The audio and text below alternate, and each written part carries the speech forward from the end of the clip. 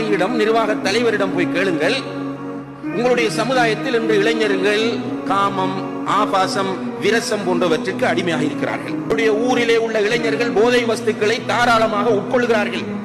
இன்றைக்கு உங்களுடைய ஊரில் உள்ள இளைஞர்கள் உலமாக்களை, பெரியவர்களை, ஆசிரியர்களை, பெற்றோர்களை மதிக்காத நிலைக்கு வந்திருக்கிறார்கள். இந்த இளைஞர்களை நெறிப்படுத்துவதற்கு உங்களிடம் இருக்கிற வேலை திட்டத்தை சொல்லுங்கள் என்று பள்ளிவாசல் தலைவரிடம், பள்ளிவாசல் நிர்வாகிகளிடம் கேட்டு பாருங்கள். ஒத்தரிடே ஒன்றுமில்லை, ஜீரோ.